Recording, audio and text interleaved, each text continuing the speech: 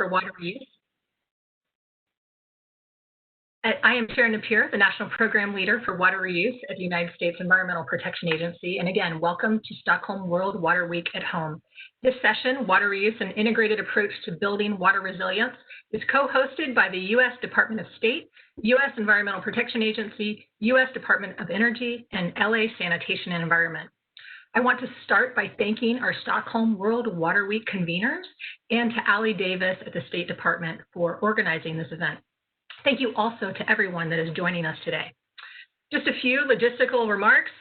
For best viewing experience, please click Active Speaker Video View or Active Speaker with Thumbnail Video View. These buttons are located at the top right of your screen. Additionally, to help make our panel discussion robust, please do type questions into the Q&A box, which is also located to the right of your screen. You can direct the questions to all three of our panelists or to one panelist specifically. Okay, today I'm going to go ahead and get started by talking about the National Water Reuse Action Plan. This is not an EPA plan. This is not a federal plan. This is a full water sector plan. In the RAP, or as we call it, the RAP, is more than about water reuse. This is about rethinking how we consider water in our different sources of water. This is about how we better collaborate across the water sector, both domestically and internationally, and ultimately how we can improve the security, sustainability, and resilience of our nation's water resources. Next slide. The vision of this action plan is really that of our Assistant Administrator in Office of Water, Dave Ross. He began his career about 20 years ago in San Diego working on membrane technologies. And ever since he came to the agency, he's really been trying to get us to think about how we can better consider water reuse as part of integrated water resources management. And he has really brought his passion with him for water reuse to the agency. The picture here is with him and some of the sub-cabinet members from various agencies, as well as some of our water reuse leaders, and it really does show his leadership for bringing federal and water sector partners together. Next slide. I now just want to quickly talk about and highlight the timeline for this plan. In federal agency time, this was lightning speed. Dave Ross announced the plan on February 27, 2019. After that, we embarked on a public comment period. We also held 2 water reuse convenings to talk about actions that would go in the plan. We had an OMB review. We went out with a draft product September of last year, so about a year ago. We then had another public comment period and OMB review, and then went final February 27th, 2020. One of the real key features to this plan and building this plan was outreach and the collaborative spirit. It really was very important in bringing this plan together, and this is something we want to carry forward into the future. Next slide. So now I just want to talk a little bit about the components of the plan. On the right, you see a picture of the cover of the print product. I do encourage you to go onto our website and download the PDF of this plan. Section 1, it just outlines the progress or the process for developing the plan and some of our guiding principles. This is not water reuse for water reuse sake. We really do want to make sure that water reuse is protective of the environment and public health. Section 2 is really our organizing framework for our actions. We put this under 11 different strategic themes. So these include things like policy coordination, science and specification, technology validation, finance support, research, outreach, and of course, international collaboration. So in developing these actions, we needed individual action leaders, and we thought that we would be successful if we had 20 actions. We were so pleased to have 37 developed actions. We have 28 unique action leaders, so EPA is just one of those action leaders. And for each of the actions, we have action teams, so we have all these different partners that have raised their hand to help complete these different actions. We have 80 collaborating partners. And for each of the actions, we wanted more than just a title and a description. We wanted to show accountability and transparency in completing these actions. And so we have various implementation milestones, and I'll show examples of those in a few minutes. But we have over 200 implementation milestones to be completed within the plan. Section 3, it how we are going to communicate progress as we move forward through the action plans and developing these actions and completing these different actions. At the time of the release of the print product, we also made available online an online platform. So this is updated in real time and shows different progress to the different actions. So I also do encourage you to go online and see these different actions and where they stand. Next slide. So this is a picture of our online platform. This is really a repository for all of our actions, both developed and undeveloped. And an undeveloped action are action ideas that we put out in the draft that did not have committed action leaders to those. So those are actions that are available. If someone wants to come to us and help lead those actions forward, we would be so happy if you did join us. On the action platform, the online platform, we show all of the different actions and their status. So you can click on the various tabs. You can see the action attributes, descriptions, backgrounds, opportunities to be gained. We also have tabs for the action leader. And so the leaders and the partners, which is the action team. And for each of those, we have points of contact and email addresses. So if you do want to reach out to those action team members, you're welcome to do so. We have tabs for the implementation milestones, and those show progress. They turn green if we've completed those different milestones. If there is a product associated with it, a report or a website, that's also put in outputs tab. So we really do want to make sure that people can see what's happening within this plan in real time and be very transparent about the process. Next slide. So I want to talk briefly about two of our actions that are within the international collaboration strategic theme. This is not a strategic theme that we had when we went out with the draft. We were so pleased that the State Department and our Israeli partners came to us to help build actions under the strategic theme. So this is how the action is viewed within the print product. We dedicated about a half page to provide high-level information about the different actions. So you can see the title, description. Our action leader is Allie Davis, the Department of State, and we have various partners listed. At the bottom, we have just little snapshots of our implementation milestones. For each of our implementation milestones, we really wanted to create this accountability, and so all of them have target dates for completion, a month and a year. Allie has just been a big champion of this particular action, and if you go on the action platform, you'll see 21 different milestones for this action. And this is really about ways that we can better think about and communicate water reuse as a tool for water security. And so there are a number of different outreach activities associated with this particular action, and this particular session is one of those. Next slide. The second one is a collaboration that's happening between the U.S. and the Israel Ministry of Environmental Protection. This is really about knowledge sharing. So between our engineers, our scientists, our policy experts, we really do want to learn from Israel's leadership. Israel has been able to make 86% of their municipal wastewater supply be usable for an agricultural purpose.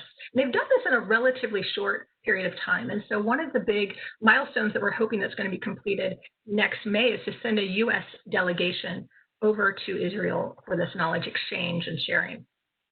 Next slide. So this is really a call to action. There are many ways for people to get involved with this plan. You can support the implementation of a currently developed action. You can reach out to an action leader about the status and next steps. We are also thinking about the undeveloped actions, those that are listed on the online platform, as well as new ideas. If you do have new ideas, please do share those with our team at the email address listed below. And we can provide information about how to get started on your action and really make this a developed action. We are now in the process of thinking about how are we going to onboard these new actions and what is the cycle for that.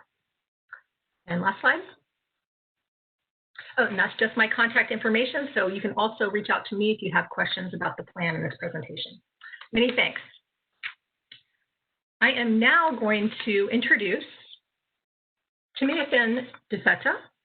Tim is the Executive Plant Manager of the City of Los Angeles Hyperion Water Reclamation Plant. Hyperion is one of the largest plants in the world with an annual operating budget of over $80 million. During his 29 years with the City of Los Angeles, he has worked in process engineering, capital projects planning, industrial pretreatment, environmental regulations, wastewater treatment, and biosolids management. He's done it all. Tim is a licensed civil engineer with the state of California and has a master's degree in applied math. So thank you so much. Oh my goodness. So thanks. No worries. Thanks, Sharon, for the great introduction. It's a pleasure to participate in this seminar and presentation today. I'm with LA Sanitation and the Environment. And next slide, please.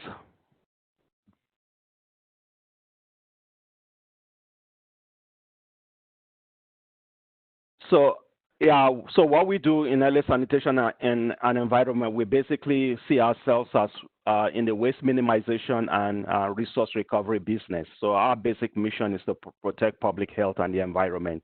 And so we do that waste minimization and resource recovery in the solid resources, clean water, and watershed protection areas. Next slide, please.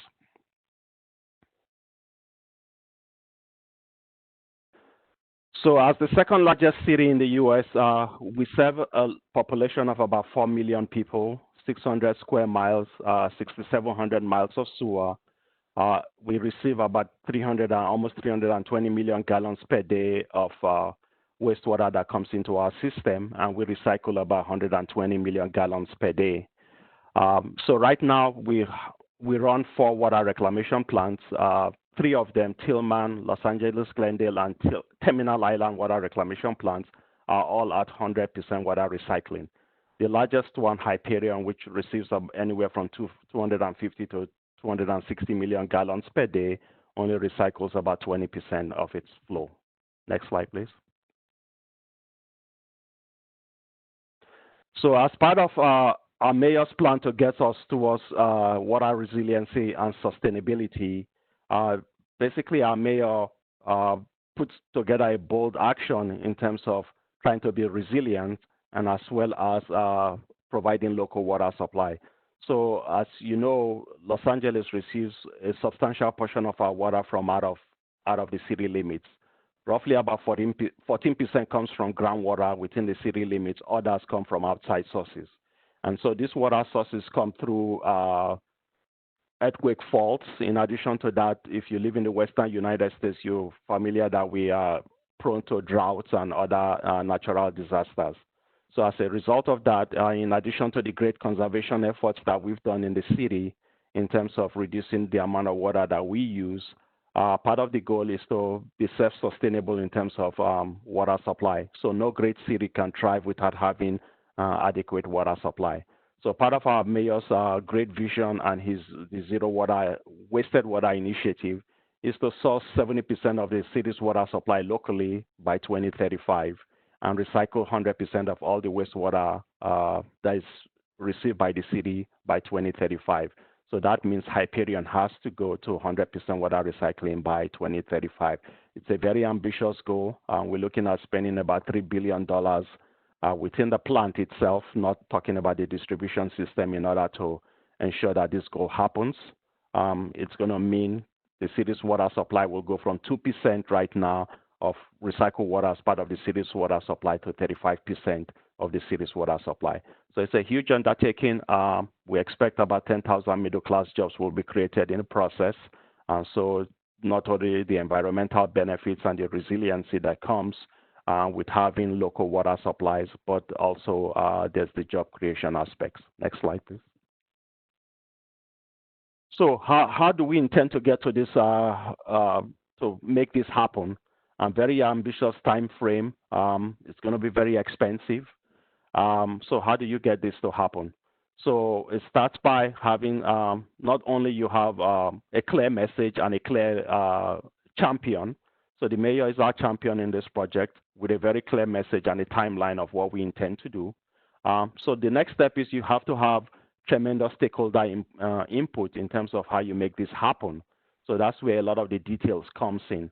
So stakeholder involvement, I cannot emphasize that enough. You need to bring in as broad a coalition as possible to get the different inputs from members of the community, all the regulatory approvals that you're going to need, You cannot do this. We cannot do this without the public-private partnership. So a lot of people in the technology sector that are going to supply us the technology that we're going to use. People in the engineering space that are going to help us with the design. Everybody has to be involved in the process. You also have to look at what kind of project delivery methods you choose, whether on a global scale for all the projects or project by project basis. So you not only you look at schedule, you have to have very comprehensive planning. We're going to be using technologies at times that have not been approved for a specific purpose, for the specific purpose that we intend to use them. So we have to get all the regulatory approvals that are going to be needed. Financing is going to play a big role since we're talking about $3 billion here. So part of it is the ratepayers are going to finance this project. So they have to basically see why we need to do this. And there's going to be a multi-agency involvement. So people that the agencies that are going to take the water from us, they have to be part of that financing. And of course, the federal government and the state comes in terms of places where we feel it makes sense to apply for loans, and we'll do so. So that's basically how we intend to approach this. Just broad stakeholder involvement, bringing the regulators, bringing our partners, have a clear message, have the financing all laid out, and then we have this comprehensive schedule. We know we're going to have challenges such as climate change and others that we need to face, lawsuits from third parties, all those. So the more you communicate and the more you bring people into the tent, that's how you're going to ensure that you get a successful outcome. So that's my presentation, and I look forward to taking questions later on. Thanks.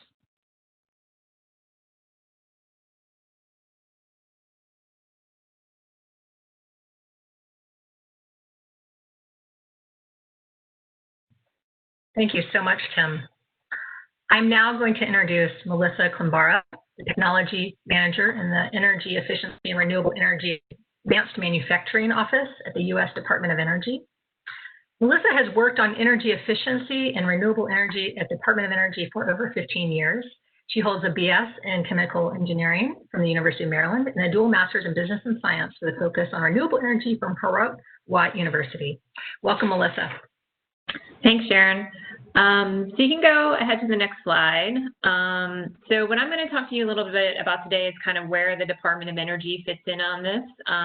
Sharon kind of teed up the conversation with a discussion of EPA's Water Reuse Action Plan, and I think Rick really touched on, Tim touched on, what LA is doing as an approach to really being like implementing some of these strategies from like a city local basis.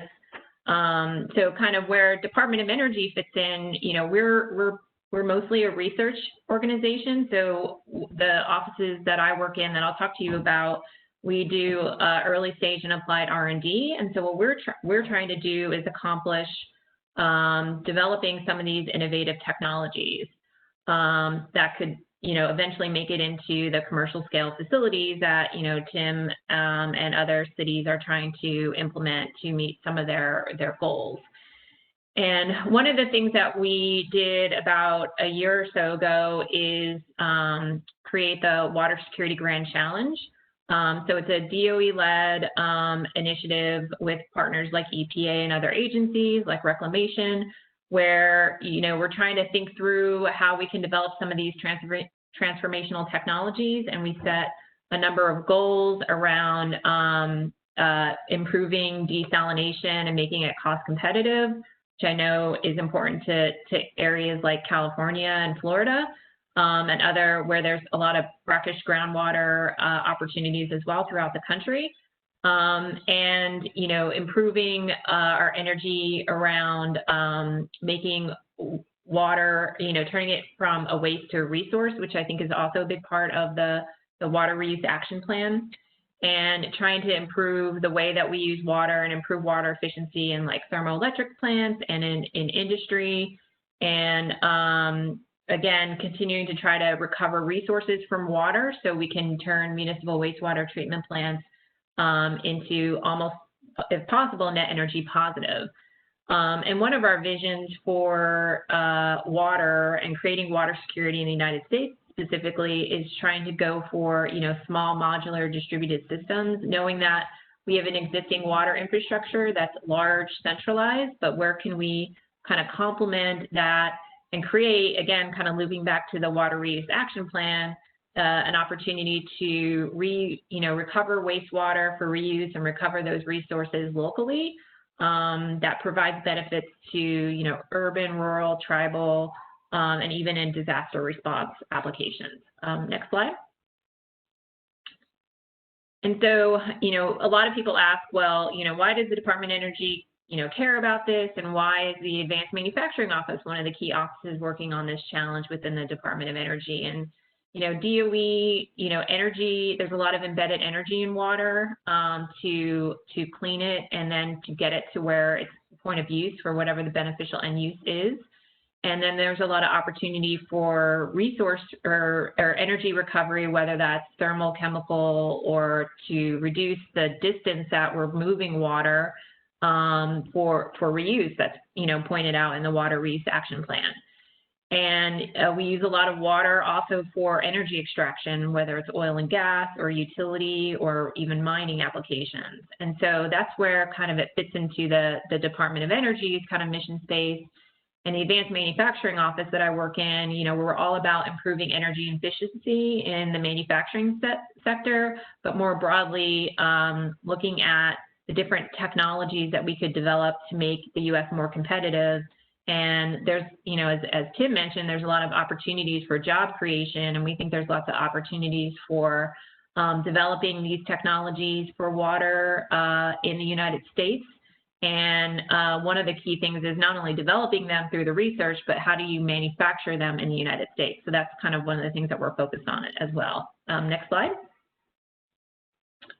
And so, I just kind of described to you how we're thinking about water and, water stress in the United States. And one of the things that we're kind of focused on in order to make water competitive from non-traditional resources. So we're mostly reliant in the United States on freshwater resources, and we're sort of a little bit blessed because water is somewhat inexpensive, although states like California are seeing a real increase in cost, and that is affecting that is pushing some of these policies for water reuse, which is great.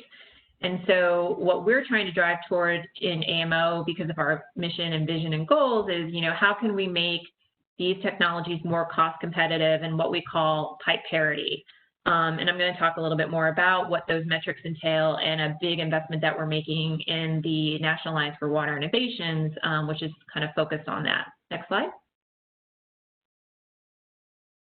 So some of the big investments that we're making, as I was saying, we're a research and development organization, so we're really tied into a lot of the development actions that Sharon mentioned in the RAP through some of the R&D that we're doing. One of the biggest investments we're making is over about $100 million in what we call a hub, which is an early stage fundamental R&D organization around industry universities and led by national labs.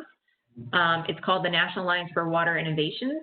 And so it's currently now a 5-year research program that's focused on pipe parity. So how can we bring down these various non-traditional sources of water to various beneficial end uses, whether it's utility, ag, municipal, industrial, and oil and gas or mining. And so how can we make water from non-traditional sources on cost parity with current freshwater sources? And we're going to try to address that through doing early stage R&D, but that's also, of interest to industry. So having a lot of industry involvement in this consortium is key. So some other things that we're doing, I'll just touch on really quickly, is we have, and this is also connected to EPA's RAP vision, is how do we're working on R&D for resource recovery. And so how can you take water and wastewater and the potential thermal, chemical, and other kind of things that you could recover from it into and use it, recover those nutrients and potentially for soil or chemicals locally at the point of use, and then use clean up the water enough that it could be used for any various end-use application, whether it's agriculture or other. And so that's what we're trying to do through this FOA funding opportunity announcement that's out on the street right now, is look at R&D and potential piloting of systems that can recover resources and reuse water locally. Some other things just really quickly that we're doing in the Advanced Manufacturing Office is we have a lot of more deployment-focused programs that connect with industry through volunteer partnerships about setting water efficiency goals. And so we have developed tools and programs to kind of help them manage their water use and implement sustainability goals and track their progress toward them. And there's links, hyperlinks there to learn more about those programs. And we have other prizes to kind of incentivize people or municipalities specifically looking at potential opportunities for water resource recovery. And then we also do programs through small businesses to help them develop their ideas around water efficiency and water reuse and desalination. And right now we're focused on energy recovery devices. So how can you, as you go small modular for these desalination systems that we envision, how can you do energy recovery devices so you can make those modular, small modular facilities more energy efficient? And, you know, we try to be informed by analysis that we do and where we could have the most impact in the Department of Energy in focusing our research direction. So that's why you see strategic analysis listed there. Okay, next slide. So I'm just going to lead in really quickly. I kind of already touched on this with, you know, the hub and this early stage R&D program that we've launched into for $100 million. And they're really focused on early stage R&D and how can we achieve pipe parity from these various non-traditional water resources. Back in 2017, we did a bandwidth study that may be of interest to folks listening in that, you know, kind of sets out where we think the opportunity space is around desalination. Next slide. And we set we set some goals around energy intensity and competing with the levelized cost of water and improving water efficiency. And so when this research consortia does their work, they're going to be connecting the impact that their research can have back to meeting some of these performance metrics. Next slide. And so I mentioned that the hub is led by the National Alliance for Water Innovations, and so the lead national lab on that one is Lawrence Berkeley National Lab, and the director of it is Peter Fisk. They have this vision for how do we turn our current existing kind of aging water treatment system into, you know, how to address water stress and water availability needs in the United States. They've come up with a strategy called A-Prime, so autonomous, precise, resilient, process intensified, modular, and electrified. And so how do we look at small, modular, decentralized water treatment for non-traditional water sources that, they're going to be developing roadmaps that in more detail this fall lay out the research priorities around this strategy of A-Prime. And they're going to be supporting it through underlying analysis of where they think the highest opportunity areas are, and then that will direct their research program and how they compete the R&D. So that's just a real high-level snapshot of the NAWI Hub. But if you want to learn more, the National Alliance for Water Innovations, I think there's a link to it on the site, but it's just www.nawihub.org. If you go to the next slide.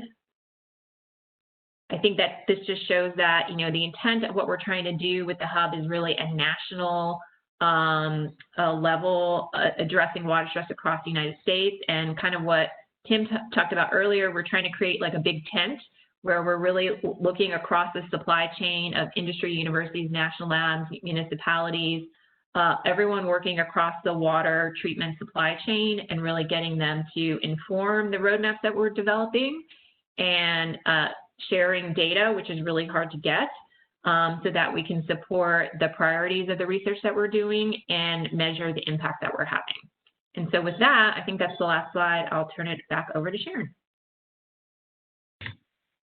Shannon. Thank you, Melissa. I'd now like to introduce Rick Ziegler, who's the Acting Senior Advisor in the Trade and Economic Program in the Office of Global Affairs and Policy within the Office of the International and Tribal Affairs at the United States Environmental Protection Agency. We have lots of offices.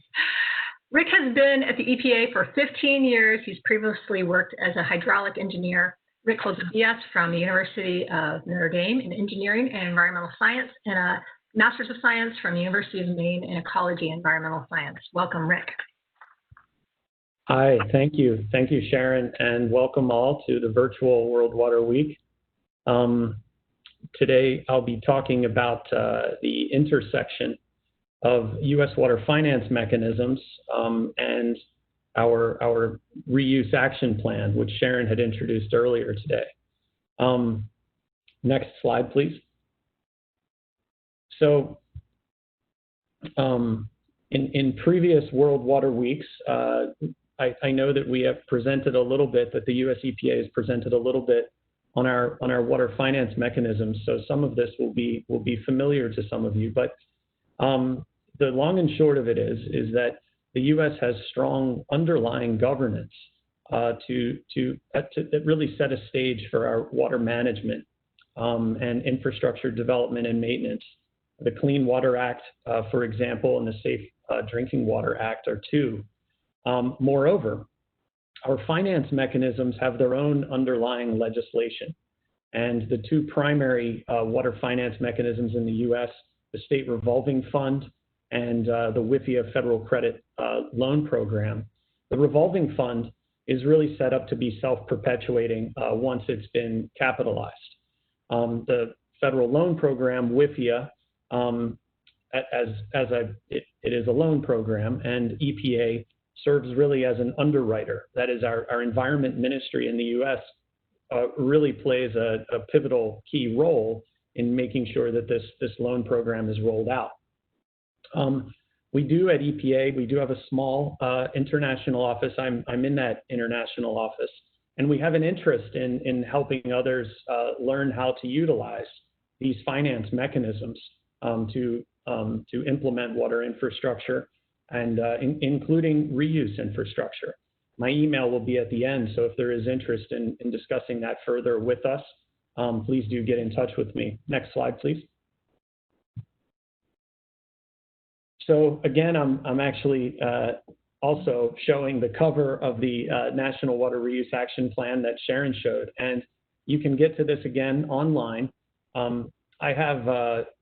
I'm showing 3 of the specific action areas from the plan in the slide right now. The important thing here is that basically our action plan for reuse connects back to our finance mechanisms.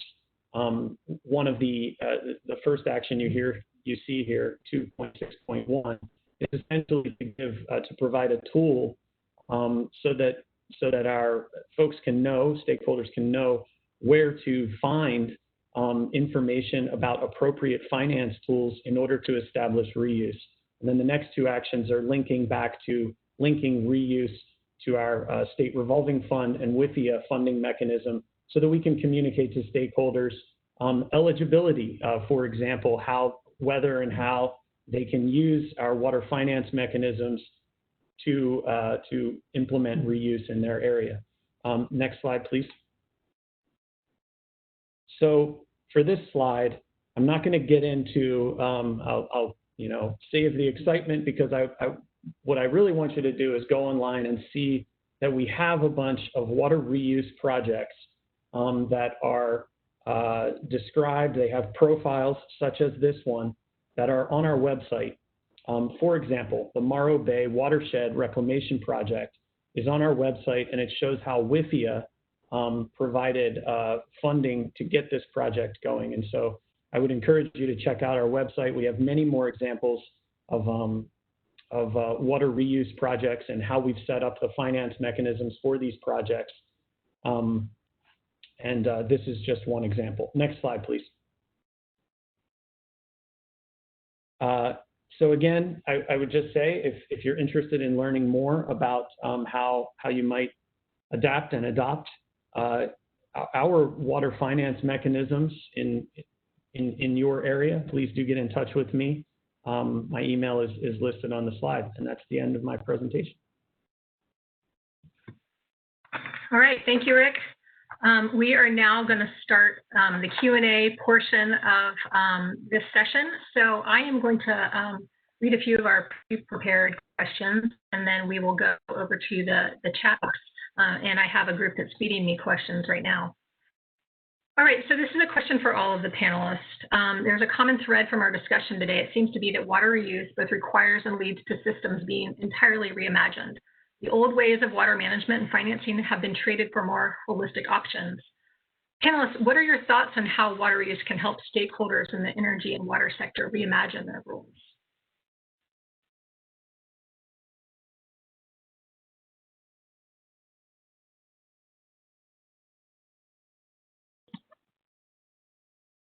Yeah, I mean, I can just talk to you about where we're going with the National Alliance for Water Innovations. I mean, that's one of the things that I think is key through the research that we're doing is how do we change, create a paradigm shift of these large centralized treatment facilities into a distributed water system. And that's what some of the technologies that we're working on. But I think, Rick and Tim are really at the point where, they're tackling a lot of the financing and policy issues that probably need to be addressed as well. So I'll maybe turn it over to them if they have some thoughts on your question. Yeah, this is Tim. So from our agency's perspective, we basically in all the areas. So we do distribute a lot of distributed projects in the stormwater arena where we capture water locally and we reuse it within that community to do things such as not only clean the water, but have projects that are beneficial to the community, such as soccer fields or baseball fields and things like that. And so in addition to that, on the centralized front, which is at the water reclamation plants, we see this nexus between energy and water reuse. So a lot of the water reuse applications do have energy demands. And so part of being a resource recovery agent is as part of cleaning that water, we capture the solids and we in turn use that to generate biogas, which in turn now powers the plant. So for example, in our plant, we produce about 20 megawatts of power every day that we use to self-power. And, where the water and energy nexus meets is last week in California, we had like there were high power demands as a result of the fires and hot weather. And we did get an unusual request, which was to provide extra power to the grid. And so we ended up from a water reclamation plant providing 3 megawatts of extra power to power about 3,000 homes to keep lights on. So there is a lot of nexus in terms of looking at how you approach things. But if you start from that waste minimization and resource recovery aspect, looking at that, you have an essential public service that you have to provide. And so we're looking at ourselves more like commodity providers. And so we have customers and we have to meet their demands. And part of that is doing things in a very energy efficient way, continuously looking at new technologies from all over the world and seeing how that facilitates that efficiency and being able to implement projects in a cost-effective way for the taxpayers to benefit from their investments. Yeah, and I would just add to this that, and I think just building on what Tim and Melissa have already said, really, this idea of sharing our examples. I mean, as we reimagine our roles, I think it's important for us to share examples of success and failure. I mean, as we try to push reuse out there, I think just knowing that there are successful revenue generating options that we see examples worldwide where, hey, that worked, and guess what? The utility is now better performing because of it. If we can share these examples with each other, I think that'll help catalyze this. Thanks, all. Given the time, and I want to get to some of the questions in the chat box, I'm going to go ahead and jump to one more question for the panelists, and then we'll go to some of the audience members. So working towards water security and resilience sustainability requires frequent reassessment of our goals, our barriers, and our approaches. What are some of the biggest challenges to overcome to increase the use of non-traditional water sources and water reuse? And on that, in your answer, what could be some of the most important regional or national scale actions that should be undertaken to advance the consideration of water reuse and overcoming some of those barriers?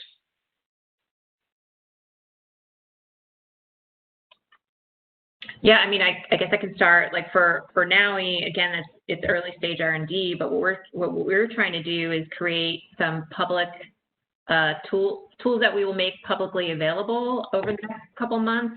It's called water taps and water dams, and they would be tools where we've built out techno-economic and life cycle assessment, water treatment trains, and what the current state of technology is, and what some innovations are that we're working on, so that we can benchmark the opportunities and show progress through the research that we're doing against toward achieving pipe parity and those other kind of metrics that I talked about, and others like water availability. And so what impact can these research investments have, and how close are we getting to being competitive with what might already be out there? But I think we are having, I think we also need to take more of a systems level approach too across the United States, and when there's systems opportunities, but that's not something we're doing yet.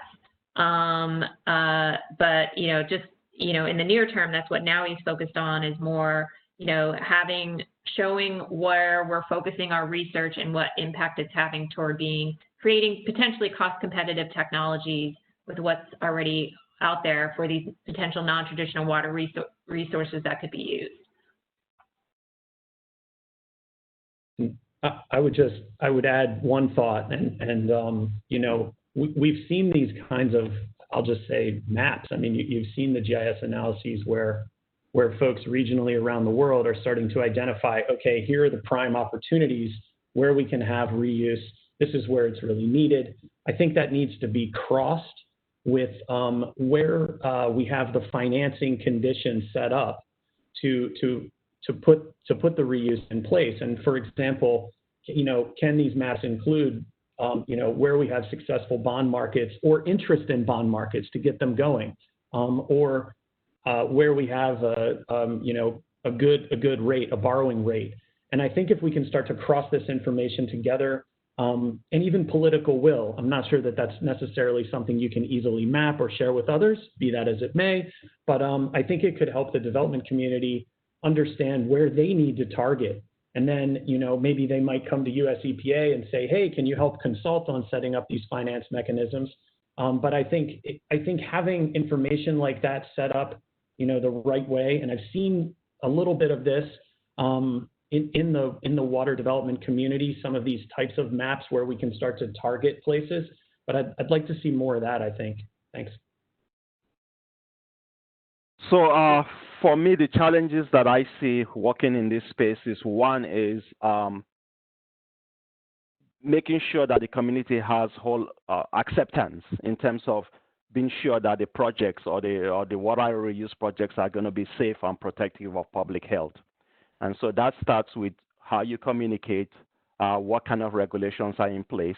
So within California, there is a framework where any of these projects, especially anyone that's going to end up in water reuse projects that are going to augment any kind of drinking water supply, where you're going to have an independent advisory panel of experts in different segments, from engineering to hydrogeology and chemistry and all that, as part of that, looking over the work that is being done to ensure that public health is being protected.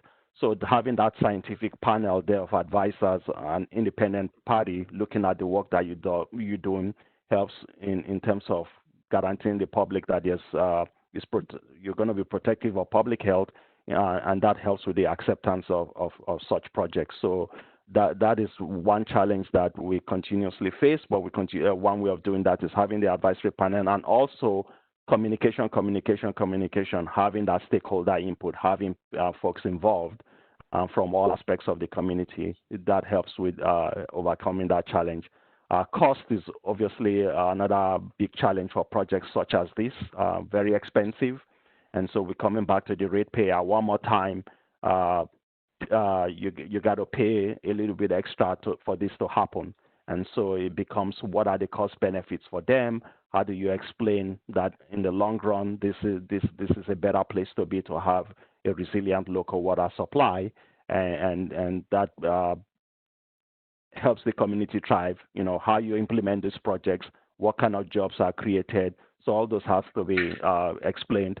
Kind of technology you choose is always a challenge. So for us, we're going through the process of technology selection.